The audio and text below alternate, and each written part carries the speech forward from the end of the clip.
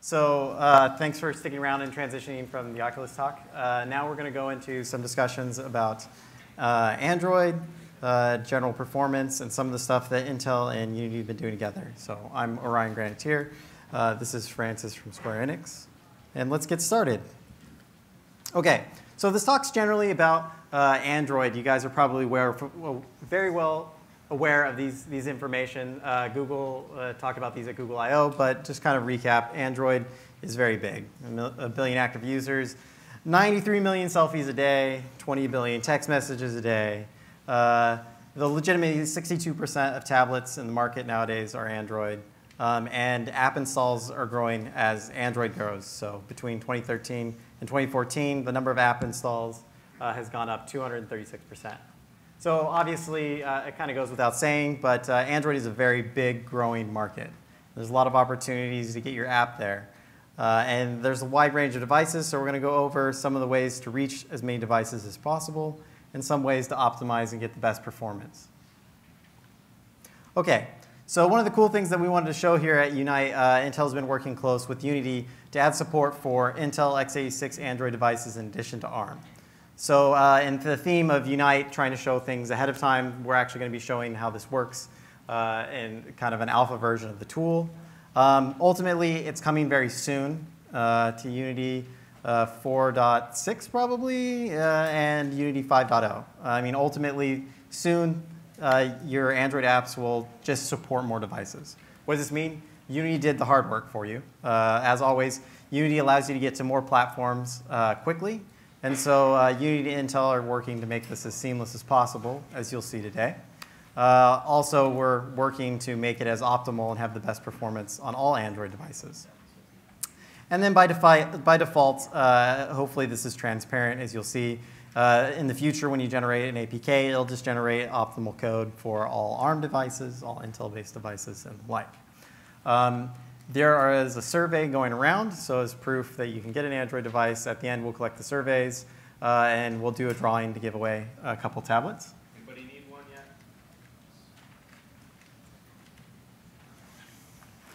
OK.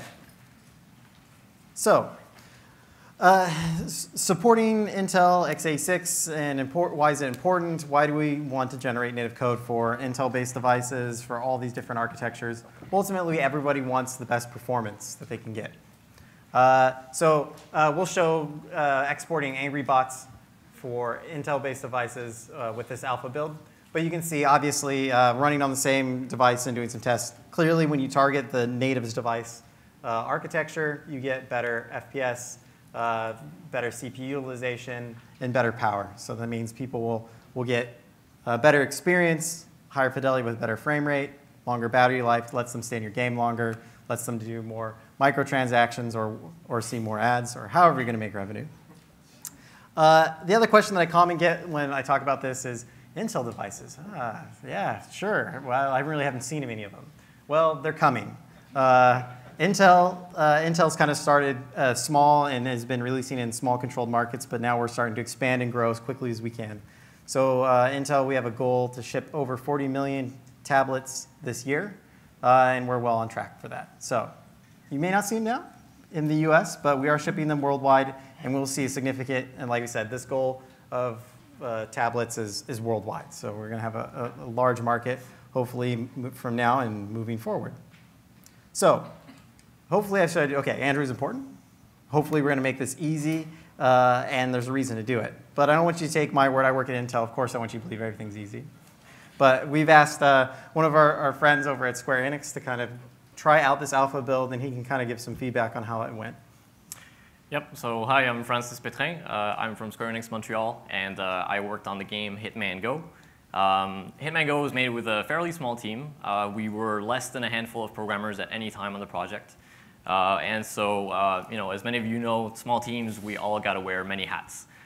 So as what was noted in the keynote, and as most of you would probably know, most of the work, or a big chunk of the work, is not actually made creating the game, right? So it's all about reaching as many players as possible and getting your game in the hands of as many players as possible. That means everybody's going to get involved in the ports and making sure that their game runs fine on all devices.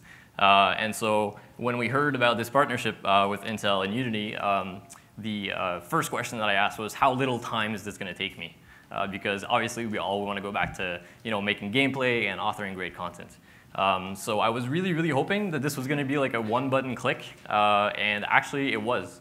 So these guys gave us an alpha build, and it was as easy as upgrading the Unity project and deploying on device, and there were absolutely no issues. Now that was super cool. So I think it's in the spirit of Unity where basically you don't ask any questions and it just works. So now that I've said this, I'm going to bring it back to Orion so he can show you this in action. Yeah, so it really is one button. If you guys haven't tried Hitman Go, it's fantastic. They actually took the Hitman IP and applied it to something that works very well in kind of a puzzle scenario for tablets. It's also on sale for $2 today. Go get it today. OK, so this is it, the live demo. I hope this works. Go away, show. Come on.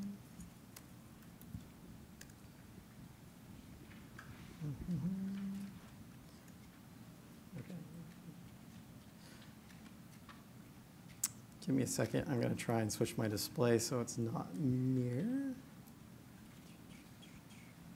See, this is it. Oh, this is alpha. We're trying things. This is going to be good. So this is currently in alpha stage. Like I said, our goal is to get this from alpha into beta as quickly as possible. Come on. I want you to. There you go. OK. So people should be familiar. This just looks like a standard Unity. Like I said, this is an alpha build.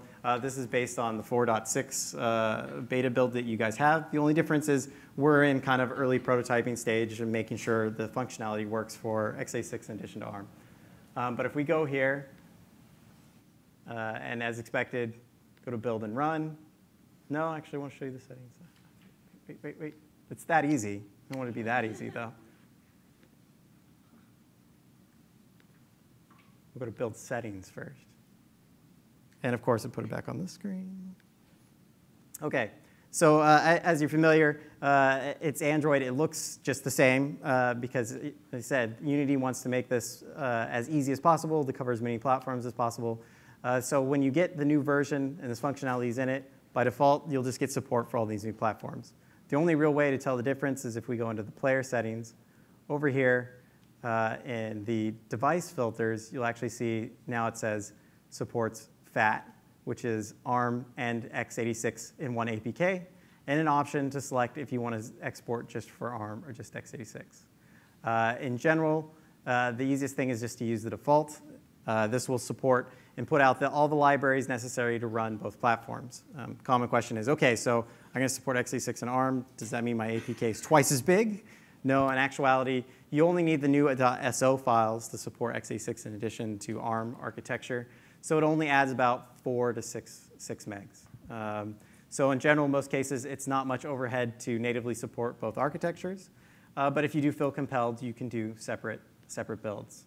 Google Play does support doing separate builds into the store. But you have to go. You have to manage 2 APKs. You have to get the versioning right and everything like that. So that's why the default is to do fat binary, and we strongly encourage it. OK, like I said, though, it is really a one-click.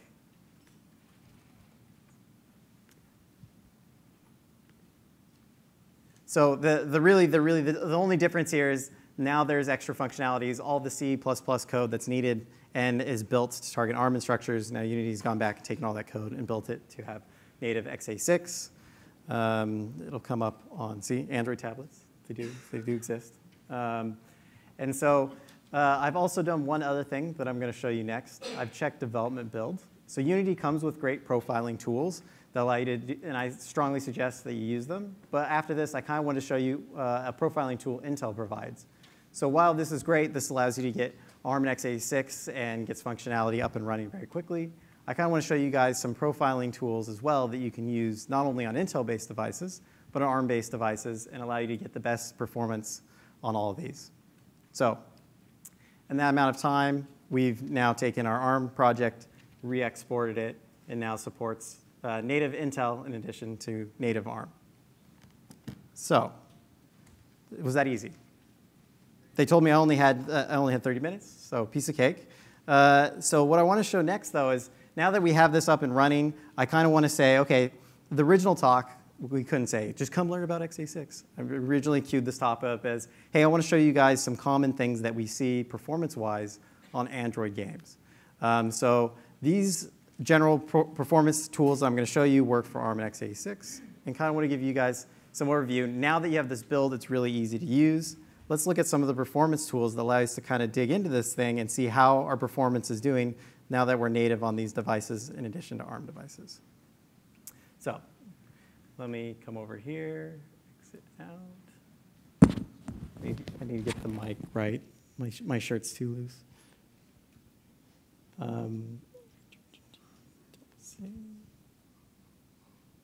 OK, so now I'm going to launch a tool called System Analyzer. This is a free tool provided by Intel. It's part of our Intel's Graphics Performance Analyzer. It's a collection of tools that we use to optimize and tune graphics on DX and OpenGLES workloads.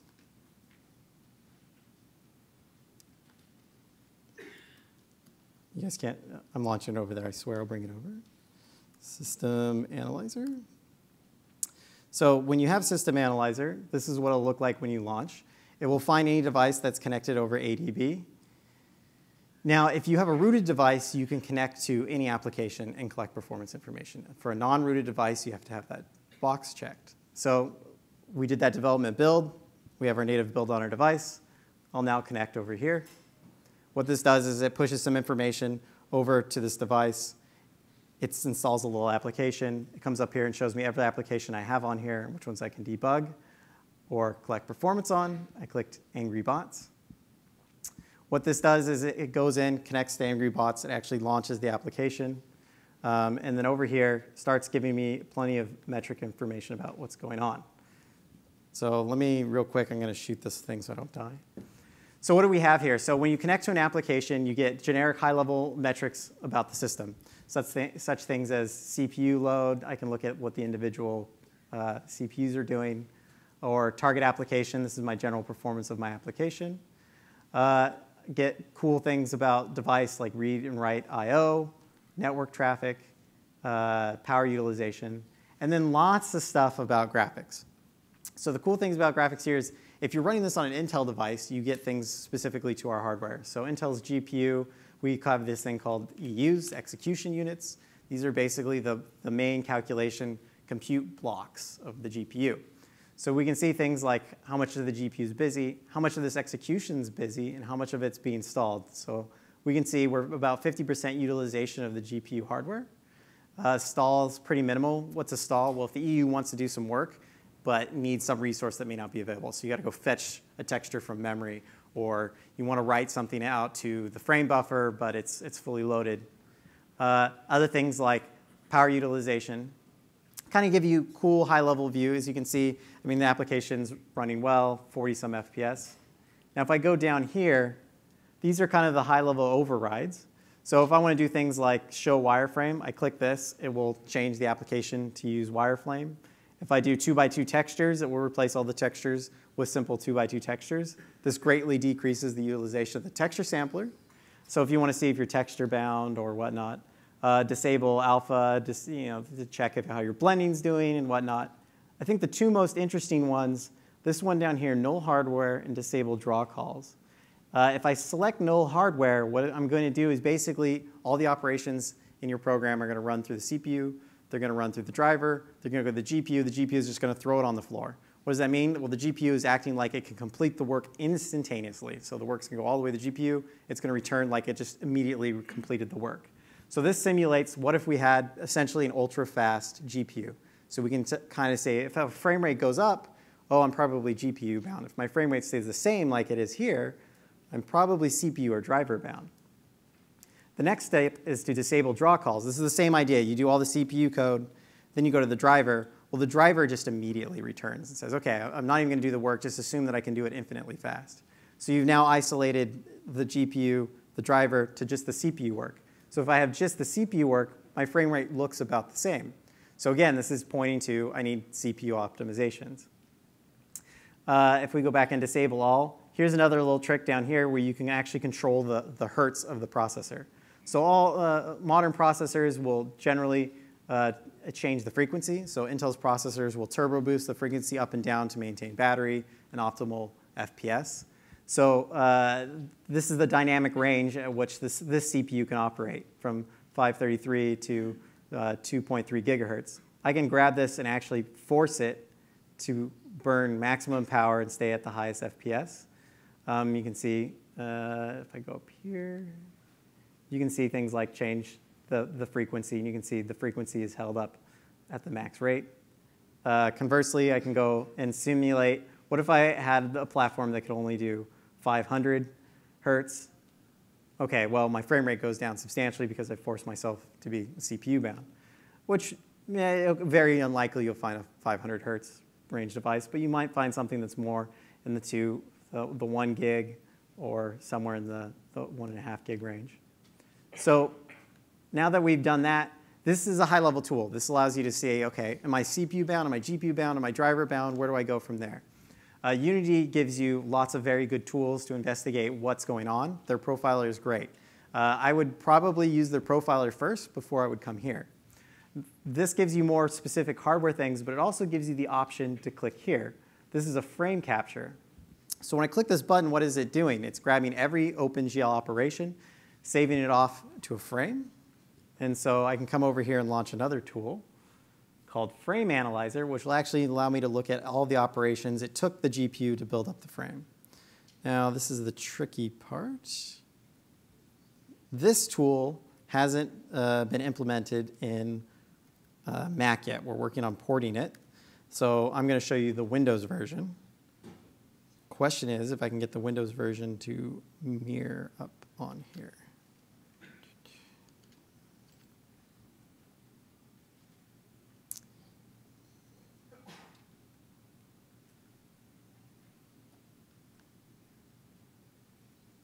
Okay, so I'm going to go and start Frame Analyzer. Again, these tools are freely available on the website.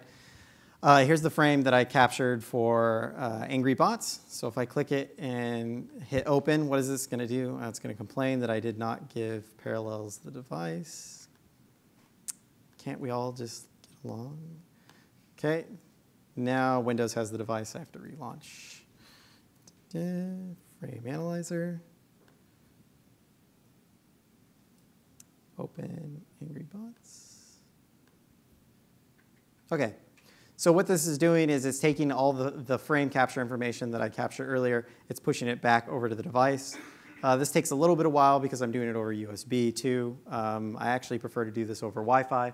USB 2, I mean, you can get a faster Wi-Fi than USB 2.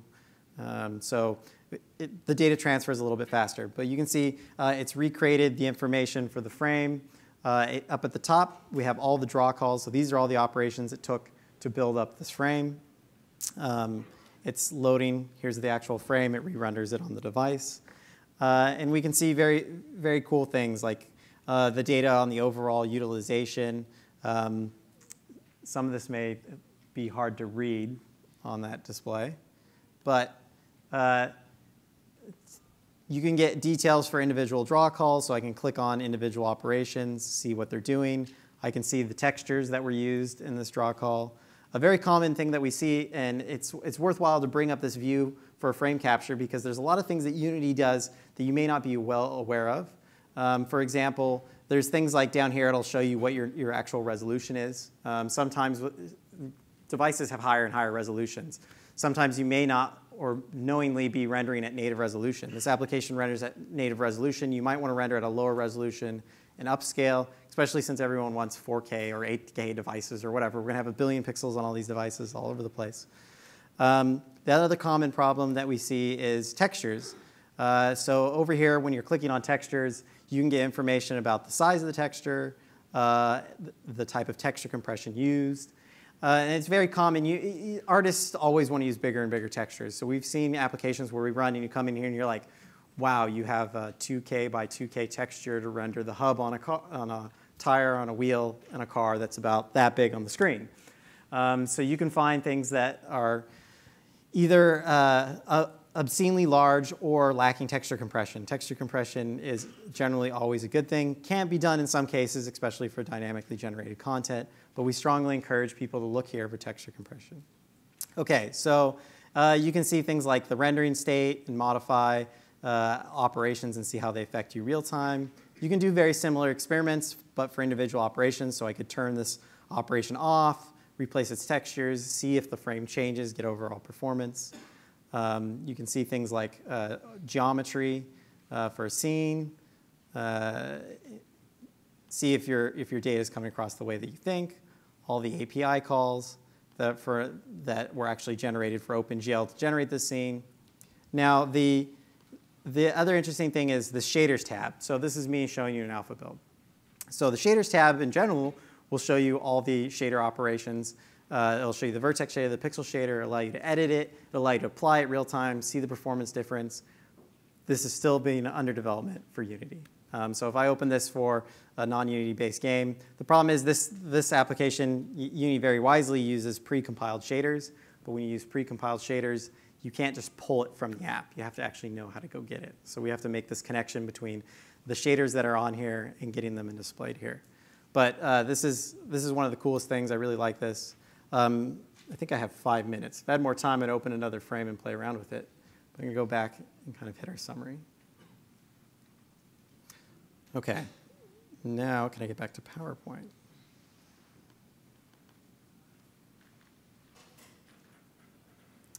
Maybe.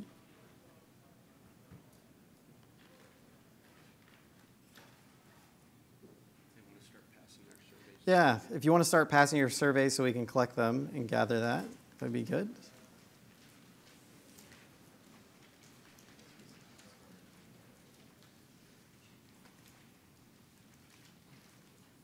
Pass them in toward the center.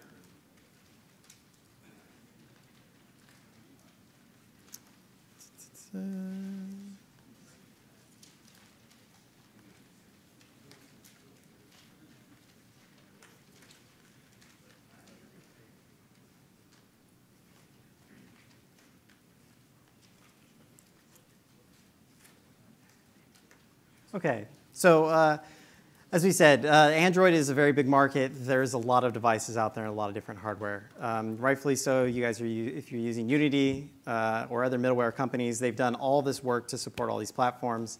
And you want to be able to take advantage of it to reach these devices. Intel devices are coming in large quantities to the market, and hopefully we'll have a lot of users that are excited to run your game.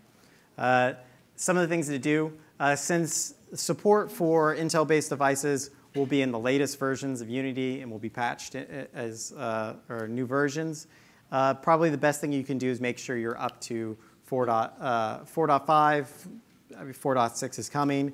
The only things we've ported a lot of apps. If you're kind of in a 4.3, everyone knows going 4.3, 4.4, 4.5. There might be some challenges in just moving versions of Unity that are separate from anything that may come up from this new functionality support. If you're interested in trying out that graphics performance analyzer, you can get it here for free. There's also an open forum where you can share your thoughts.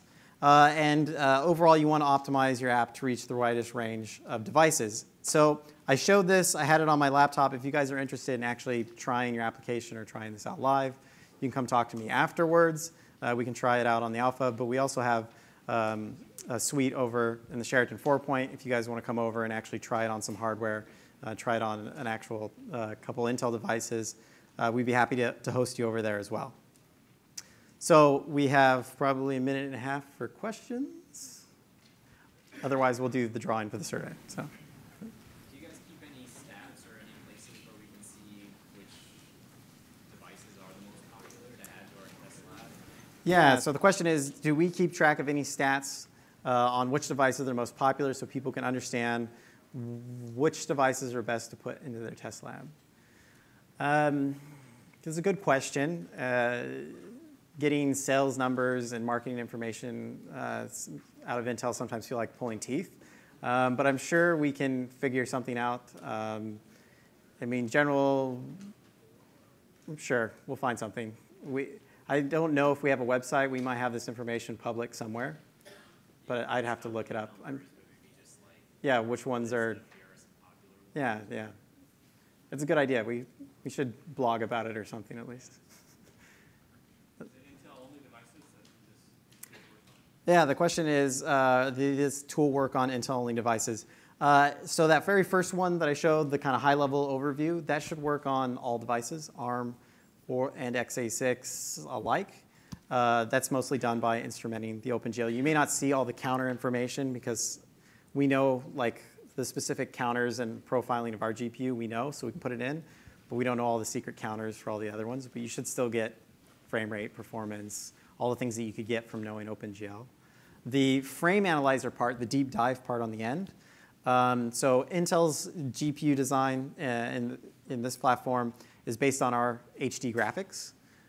This GPU comes from the traditional desktop GPU. So Intel and NVIDIA have this kind of the traditional forward renderer, non-tile-based renderer.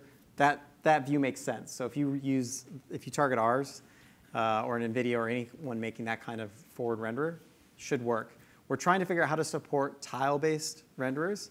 So things like PowerVR and ARM's GPU and Qualcomm's, since they're a tile-based deferred renderer, it's harder to say, like with ours, you can, okay, so the draw call goes in the top of the pipeline, you time how long it takes to come out of the bottom of the pipeline. The tile-based renderer, they're all collected, and then the work's divided. So trying to come up with a good way to visualize how that relates back to your individual draw calls, we haven't really come up with yet. We're trying to figure it out. So we'd love to support everything, all the hardware as best as we can, but we're still trying. If anyone has a good way to visualize draw calls on a tile-based render, I'd love to hear it. Any other questions? Okay. Is the texture compression that the chips are going to support basically the DXT? Yeah, so a question about texture compression. ETC1, ETC2,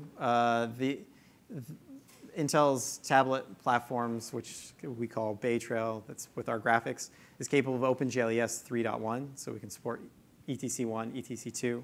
In addition to that, we also support the DirectX style textures, so S3TC. It's the same format that NVIDIA supports.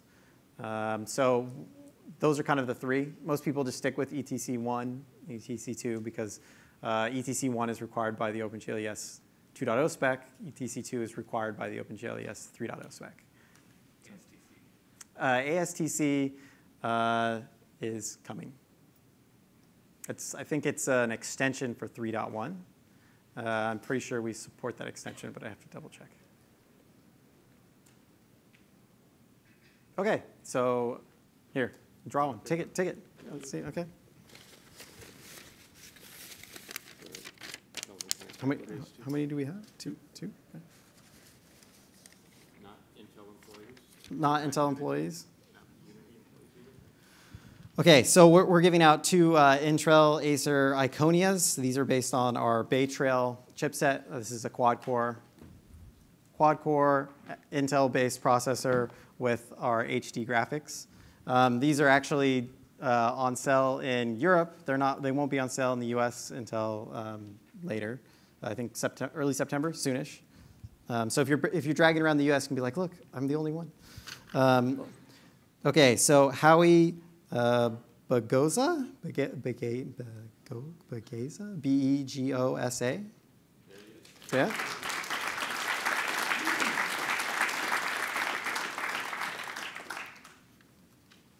And then the second one is Sean Flanagan, F-L-A-N-A-G. What's the name? How do you pronounce the name? Flanagan. Now that you say it, it's Flanagan.